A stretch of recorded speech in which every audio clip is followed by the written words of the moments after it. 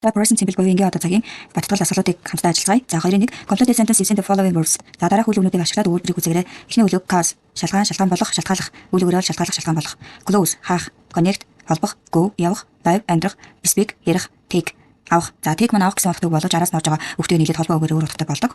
За дараах өгүүлбэрийн жишээн дээр харцгаая. За нэгдүгээр өгүүлбэр Tanya speaks German very well. За энэ дэр Tanya германаар маш сайн ярьдаг гэсэн үг байна. За Tanya маань she учраас speak дээрээс төгсөл авсан байна тийм ээ. За хоёрдугаар өгүүлбэр Ben and Jack go to the same school. За тэгэхээр энэ дэр Ben болон Jack гэдэг маань нийлээд олон талаар буюу they учраас go гэдэг артлаарээс төгсөл байхгүй тийм ээ. За гуравдугаар өгүүлбэр bad driving causes many accidents. За энэ bad driving гэдэг маань ит учраас cause s төгсөлтэй байгаа. За тэгээд муу жолоолго нь бүх ихэнх ослын шалтгаан болгоо гэсэн өгүүлбэр байна. За дөрөвдүгээр өгүүлбэр the museum closes at 4 o'clock on Sundays. За энэ дээр болохоор the museum гэдэг маань мөн адил ит учраас close гэдэг үгээр араас s төгсөл авна. За ингээд тэр музей бүтэнсэн болон 4 цагт хадгаа гэсэн өгүүлбэр болж байна. За тавдугаар өгүүлбэр my parents live in a very small flat гэж байна. Энэ дээр болохоор my parents гэдэг маань миний эцэг их гэдэг олон тодор байгаа учраас live гэдэг үгээр араас s төгсөл байхгүй. За ингээд миний эцэг их маш жижиг байсан амьдралаа гэсэн өгүүлбэр болж байна. За 6 дугаар өгүүлбэр the Olympic Games take place every 4 years гэдэг. За энэ дээр болохоор take гэдэг маань дангаараа утга илэрхийлэхгүй place-тэй хамтдаа нийлээд болох гэсэн утгыг илэрхийлж байгаа. Энэ бол тогтсон хэлэг байгаа. Тэгэхээр Олимпийн наадам 4 жил тутамдаа нэг удаа болдгоо гэсэн санааг илэрхийлж байна гэсэн.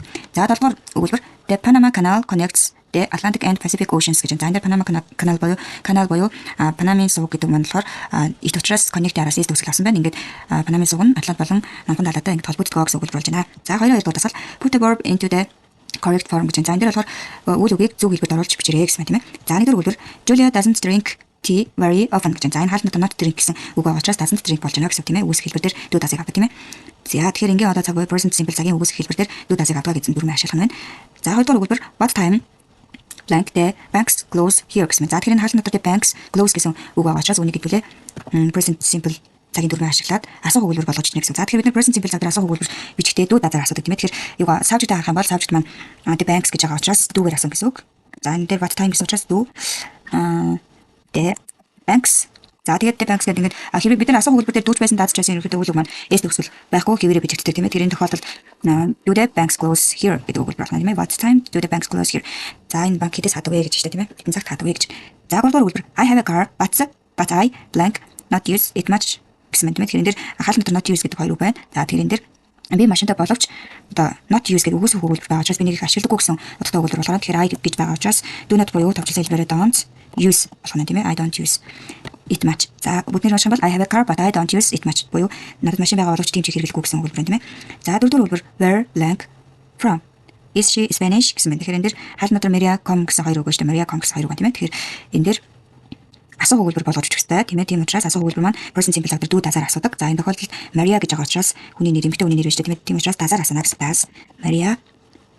За тэгээд com үйл үг маань хөвраагүй хэлбэртэй орох хэрэгтэй тийм ээ. Хөвраагүй хэлбэр бичигдэх хэрэгтэй. Тэгэхээр where does Maria come from? Is she Spanish гэсэн мэт. Тэгэхээр Maria хаанаас ирсэн бэ? Испаниас ирсэн үү? Испано гэж асуусан тийм ээ. За 5 дугаар өгүүлбэр what's blank? За blank гэдэг маань ингээ хоосон цаг хэлээд явчихаа гэсэн. Blank гэд you do гэдэг хоёр хаалт дотор тийм ээ. Тэгэхээр энэ дэр асуулт бичих хэрэгтэй. Тийм учраас you do гэж байгаа учраас энэ дээр you гэдэг маань subject do гэдэг маань бас main verb болж байна гэсэн. Тийм учраас present simple цаг дээр болохоор бид нар do you гэдэг араас нь do маань main verb орж чадах бол do гэдэг хэмжиж өгнө тийм ээ. Main verb бичиж өгнө. За what do you do? What do you do гэсэн чинь за чи юу гэдэг вэ гэсэн чинь I am an electrician буюу за би цахилгаанч гэдгээ гэсэн өгүүлбэр байна тийм ээ. За 6 дугаар өгүүлбэр look at this sentence. За энэ өгүүлбэрийг хараарай. Энэ өгүүлбэрийг хардаа гэж чинь тийм ээ. За what's blank? За this word mean гэдэг хоёр үгийг бичнэ тийм ээ. Тэгэхээр энэ дэр мэдээж бас асуулт асуугаад байгаа юм чинь what гэд this word гэдэг үгийг төлөвлөсөн дүү даас хайлын хэлбэр бичих хэрэгтэй тийм ээ. Тэгэхээр this word гэдэг маань болохоор ит учраас does гэж асуух хэрэгтэй гэсэн. What does? За this word за тэгээд араас нь орж байгаа үйл үг маань хэвээрээ бичигдэн тийм ээ. Mean. За асуулт маань бүтнээрээ look at this sentence. What does this mean word? What does this word mean? Гэт за энэ өгүүлбэрийг хадаа энэ юу гэсэн үг юм болоо гэж асуусан тийм ээ. За 7 дугаар өгүүлбэр David isn't very fit. He blank any sport гэж. Тэгэхээр not do гэдэг хоёр үг present simple цаг дээр бичих хэрэгтэй тийм ээ. Тэгэхээр энэ бол өгүүлбэр байна. Гэхдээ асуулт биш хөрөг өгүүлбэр байна. Гэхдээ not do гэж байгаа учраас энэ дээр үгүйсэх хэлбэр бичнэ гэсэн үг. Тэгээ he байгаа учраас does not буюу doesn't гэдэг хэлбэр бичигдэн гэсэн үг. Doesn't тэгээ арталтаа дахиад үйл үг маань main verb орж иж байгаа. Do маань main verb буюу гол үйл үг орж иж байгаа учраас doesn't do гэж бичих хэрэгтэй тийм ээ. Тэгэхээр David isn't very fit. He doesn't do any sport. За David тийм ч одоо турхай биш тийм ээ. Галбарлаг биш. Тэр ерөөсөө ямар ч спортоор хичээлдэггүй гэсэн юм өгүүлбэр болж байна тийм ээ. За 8 дугаар өгүүлбэр it blank me an hour to get to work in the morning. How long blank you гэсэн. За энэ дээр болохоор take гэдэг үг гал дотор байна. За тэгэхээр энэ дээр take-ийг итээ артлаас энгийн хүүрнэг өгүүлбэр байгаа учраас дүүдээс авахгүйгээр take it гэж байгаа учраас s төгсөлтэй гэсэн үг тийм ээ. Тэгэхээр it takes me an hour to get to work in the morning. How long? За энэ дээр болохоор асуух өгүүлбэр болоод явчихна тийм ээ. За тийм учраас how long гэж асуух өгүүлбэр учраас дандаа дүү дасаар асуусан тийм ээ. Тэгэхээр итгэдэг subject байгаа учраас does гэж асуух гэсэн үг. За does it. За take гэдэг үг маань yes төгсгөл авахгүй тийм ээ. Яг тэгэхээр дасаар асуух өгүүлбэр учраас does it take гэж асуусан тийм ээ. За тэгэхээр өгүүлбэрийн бүтнээр унших юм бол it takes me an hour to get to work in the morning. How long does it take you гэсэн мэт. За тэгэхээр энэ дэр би өглөө ажилдаа явах гэж нэг цаг зарцуулдаг. Чи хэдэн цаг зарцуулдаг вэ? Хэр хугацаа зарцуулдаг вэ гэсэн юм асуулт байна гэсэн. За дараагийн асуулт оръё. 23 complete the sentence using these verbs. Sometimes you need the negative гэж. За дараах үйл өгнүүдийг ашиглаад өгүүлбэрийг гүйцэтгэгээд заримдаа үүсгэл ашиглаж болно гэж тийм ээ. За эхний үйл үг believe итгэх, eat идэх, love урсах, go явах, grow өсөх, make хийх, rise өсөх, мандах, дэвших гэсэн утгатай ба tell хэлэх, translate орчуулах. За өгүүлбэр 1 the earth goes around the sun. За дэлхий нарыг тойрч иргэдэг.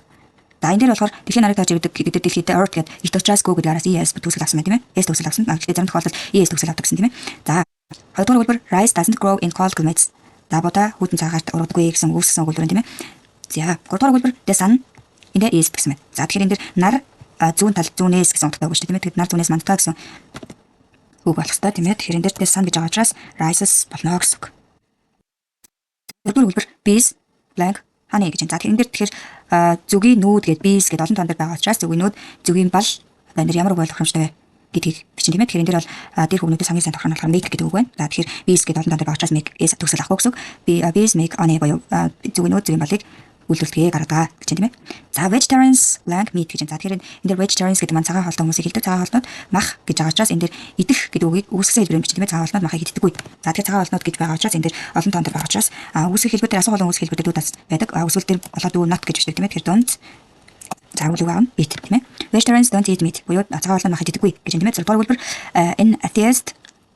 За atheist гэдэг маань болохоор atheist гэдэг маань бурханд итгэдэг гэдэг нь шашингүй үзэлтэн үнийг хэлдэг. Тэгэхээр шашингүй үзэлтэн бол бурханд итгэдэг гэсэн үг болгоно. Тэгэхээр believe буюу итгэх гэдэг үгийг үгүйсгсэн хэлбэрээр бичих юм тийм ээ. Тэгэхээр энэ atheist гэдэг нэг ганц тоон дээр байгаа учраас энийг болохоор does not буюу doesn't гэж бичих хэрэгтэй тийм ээ. Doesn't believe in God буюу шашингүй үзэлтэн хүн бурханд итгэдэггүй гэж юм тийм ээ. За an interpreter blank from one language to another гэж байна. Interpreter гэдэг нь одоо орчуулагч илтгэгч хүнийг хэлдэг. Тэгэхээр орчуулагч бол нэг хэлээс нөгөө хэл рүү ингээд орчуулгаа хөрвүүлдэг гэсэн юм утгатай үг болно тийм ээ. Тэгэхээр энэ дээр болохоор interpreter гэж байгаа учраас мөн адил translate as төгсгөл авах хэрэгтэй тийм ээ. Translates from one language to another. За 8-р өгүүлбэр liars are people who the truth гэж. Тэгэхээр энэ дээр liars гэдэг нь худалч хүмүүсийг хэлж байгаа тийм ээ. Худалчид бол ямар хүмүүсийг хэлэх вэ гэхээр үннийг хэлдэггүй хүмүүсийг худалч хүн гэж хэлнэ л гэж хэлэх баг тийм ээ. Тэгэхээр the truth гэж байгаа учраас tell the truth гэж хэлдэг үннийг хэлэх гэдэг. Тэгэхээр энийг бол худалч хүний талаар ярьж байгаа учраас үннийг хэлдэггүй хүн буюу үгүйсгэл хэлбэр орно гэсэн үг тийм ээ. Тэгэхээр энэ дээр liars гэдэг liars are гэдэг олон тоон дээр байгаа учраас tell үгүйсгэл хэлбэр дээр don't гэж орно гэсэн үг. Do not буюу don't tell the truth. The liars are people who don't tell the truth буюу худалч хүмүүс гэдэг бол үннийг хэлдэггүй хүмүүсийг хэлдэг гэсэн юм тодорхойлолт тийм ээ. За the river Amazon blank into the Atlantic Ocean гэж байна. Тэгэхээр энэ дээр Amazon мөрөн бол Атлантын далай руу ингээд цутгадаг урсдаг гэсэн юм утгатай болгоно тийм ээ. Тэгэхээр энэ дээр цутгадаг урсдаг гэсэн утгатай бол flow гэдэг үг байгаа. Тэгээд Atlantic River Amazon гэдэг маань ганц тоон дээр болон ихтэй төлөвлөж байгаа учраас flows байх хэрэгтэй гэсэн үг. 24 you ask Lisa questions about herself and her family. Write the questions. За чи ингээд Лизагийн өөрийнхөө талаар болон гэр бүлийнхэн талаар ингээд асуулт асуух юм байна. За тэгээ асуултаа бичээрэй гэж тийм ээ. За нэгдүгээр хэлбэр you know that Lisa plays tennis. You want to know how often? Ask her. За Лизаг теннис тоглодог гэдгийг чи мэднэ. Тэгээд хэдэн удаа тоглодог гэдгийг мэдих гэж байгаа. Түүнээс хэрхэн яаж асуух вэ гэсэн юм тийм ээ. Тэр ихний асуулт бол how often do you play tennis буюу чи теннис хэдэн удаа тоглодог вэ гэж асуух нь тийм ээ. За хоёрдугаар хэлбэр perhaps Lisa's sister plays tennis too. You want to know? Ask Lisa гэсэн. Тэгэхээр Лизагийн эгч бас теннис тоглодог байж магадгүй юм. Чи энэ талаар мэдхийн тулд Лизагаас хэрхэн асууж болох вэ гэсэн үг байна. За тэгэхээр энэ дэр эгчийн талаар асуух гэж байгаа учраас асуухдаа your sister гэдгийн урд талаар юу даас яалын хэлбэрийг бичих хэрэгтэй тийм ээ. Тэр энэ дэр present simple цаг дээр асуухдаа хэрвээ хийж байх юм бол дасаар асуудаг тийм ээ. Тийм учраас does your sister гэж асуух нь тийм ээ. За тэгээд юу гэж асууж байгаа гэдэг ардтаа бичин тийм ээ. Чиний эгч дэгдгүү гэж асууж байгаа тийм ээ. Тэгэхээр play tennis буюу теннис тоглохгүй гэж асуух гэдэг шүү дээ. Тийм учраас энэ дээр юу дасаар асуусан аль тохиолдолд play tennis гэдэг үл маань шууд бичиж хэвээрээ бичих тийм ээ. Хөрсөн хэлбэргүй хэвээрээ бичиж гэсэн үг. Тэгэхээр does your sister play tennis? Чиний эгч теннис тоглохгүй гэж асууж байгаа тийм ээ. За 3 дахь хэлбэр you know that Lisa goes to the cinema a lot. You want to know how often? Ask her гэж. За энэ дээр чи Лизаг одоо кино төлөө их явдаг гэдгийг мэднэ. Тэгвэл хэр их явдаг нь асуухын тулд яаж асуух вэ гэсэн юм. За тэгэхээр бид нар дандаа хэр их явдаг вэ, хэр олон удаа явдаг вэ гэдгийг асуухдаа how often гэж асуудаг тийм ээ. How often. За тэгээд Лизагаас чи одоо хэдэн удаа явдаг вэ гэж асууж байгаа учраас юу гэдэг үг ашиглана тийм ээ. Тийм учраас юу байгаа тохиолдолд юу адаг юу. За тэгээд go to the cinema гэж асууж байна тийм ээ. Cinema. За how often do you go to the cinema? За чи юу кино төлөө хэр олон явдаг вэ гэж асуусан үг байна тийм ээ. За дөрөвдүгээр хэлбэр you know that Lisa's brother works. You want to know what he does. Ask Lisa гэж. За тэгэхээр чи Лизагийн ах нь ажилладаг гэдгийг мэднэ. Гэхдээ юу хийдэг гэдгийг мэдхийг хүсэж байгаа юм бол юу гэж асуух вэ гэж байна тийм ээ. Тэгэхээр энэ дээр чиний ах юу хийдэг вэ гэж асуух нь тийм ээ. За тэгэхээр асуухдаа what? За юу хийдэг вэ? За your brother гэж асуух учраас ахын талаар асуух учраас does гэж асуух тийм ээ. What does your brother? За тэгээ энэ дээр болохоор юу хийдэг вэ гэж асуухдаа гол үйл маань бас do байгаа учраас do гэдгийг бичнэ тийм ээ. What does your brother do? За ингэж асууна гэсэн. What does your brother do? За чиний ах юу хийдэг вэ? Ах чинь юу хийдэг вэ гэж тийм ээ.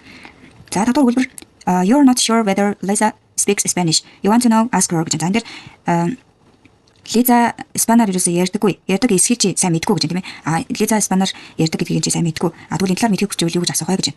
За тэгэхээр чи испанаар ярьдаггүй гэж асууж тийм ээ. Ярьдаг гэж дүн мэдгүй юм чинь. За тэгэхээр дандаа юу баадах бол юу гэж асуун тийм ээ. За тэгээд ярих гэдэг маань speak. За тэгээд Spanish. Do you speak Spanish? За чи испанаар ярьдаггүй гэж тийм ээ. За дараагаар хэлбэр you don't know where Liza's grandparents live. You want to know? Ask Lisa гэж. За тэгэхээр чи Лизагийн grandparent буюу өвөө минь хаана амьдардаг мэдгүй байгаа. Тэгвэл энэ талаар асуухтаа яаж асуух вэ гэж. За тэгэхээр таны өвөө минь хаана амьдардаг вэ гэж асуусан тийм ээ. Тийм учраас хаана гэдэг үгээр асуух хэрэгтэй. Асуулт хэлэх хэрэгтэй. За хаана гэдэг нь where. За тэгээд present simple цагийн асуух хэлбэр буюу дазар асуусан тийм ээ. Where do. За your parents гэдэг олон тоонтой байгаа учраас дүүгээр бичнэ гэсэн тийм ээ. Where do your parents? Their parents биш grandparents шүү дээ тийм ээ. Grandparents. За амьдрах гэдэг үг маань live байгаа тийм ээ. Live.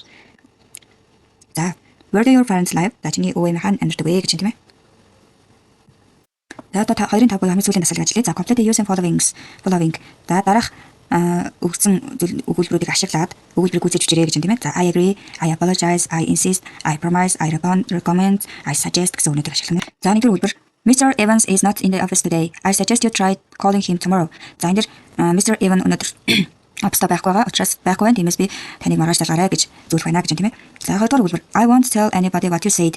За чиний хэлсэн зүйлийг би хүнд ч хэлэхгүй гэж. За энэ дээр болохоор won't tell гэдэг маань хэлэхгүй гэдэг ирээдүйд цаг дээр үүсэх хэлбэрээр бичигдсэн байна тийм ээ. За тэгэхээр би амлаж байна. Чиний одоо хэлсний хин нэг хэлэхгүй гэдэг амлаж байна гэсэн өгүүлбэр болох тийм ээ. За тийм учраас энэ дээр амлах гэдэг үг маань I promise гэдэг амлаж байна гэсэн үг. Promise. Би амлаж байна тийм ээ. Би амлаж байна. Гэхдээ энэ дээр I am promising гэж хэлэхгүй гэсэн тийм ээ. I promise by present simple цаг дээр бичигдэнэ гэсэн. За гуравдугаар өгүүлбэр in a restaurant you must let me pay for the meal.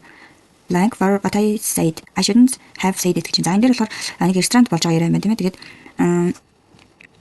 you must let me pay for the meal гэхээр хоолны мөнгийг надад төлүүлээч. Одоо би хоолны мөнгийг ингэ төлөхийг хүсэж байна. Намайг хоолны мөнгө төлөхийг зөвшөөрөөч гэсэн юм утгатай өгүүлбэр байна. За тэгээд what I said гэж I shouldn't have said it гэж юм тийм ээ. Тэгэхээр энэ дээр би хэлсэн тэр үгийг хэлэхээсгүй байсан гэж тийм ээ. Үнийг хэлэхээсгүй байсан гэж. Тэгэхээр энэ дээр болохоор apologize буюу уучлалт гэсэн үг байгаа тийм ээ.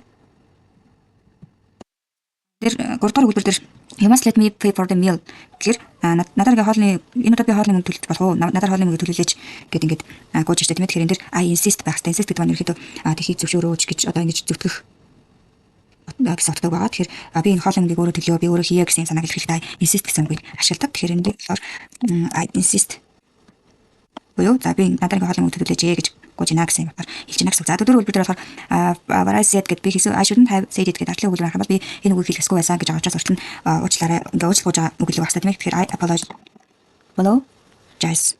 I apologize for what I said гэд би ингээд өөрөөр хэлсэн үгэндээ уучлах гэж байна. Би тэрийг хэлэхгүй байсан гэсэн юм гарч байна тийм ээ. За дадвар үлбэр the new restaurant in Baker Street is very good.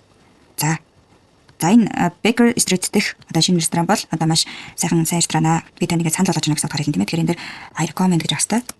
Ямар нэгэн зүйлийг хүнд санал болгохдоо recommend гэсэн үгийг ашигладаг. Тэгэхээр I recommend it буюу би таныг энэ ресторанд ороосэй гэж одоо ингэ санал болгож байна гэсэн утгаар хэлж байна тийм ээ. I think you're absolutely right. За би таны туйлын зөв гэж бодож байна гэж тийм ээ. Тэгэхээр энэ дээр I agree with you гэдэг юм хэллэг байдаг тийм ээ. I agree with you. За би тантай санал нэг байна шүү гэдгийг илэрхийлж байгаа тийм ээ. Тэгэхээр таны туйлын зөвөө би тантай санал нэг байна гэсэн утгатай өгүүлбэр болж байна.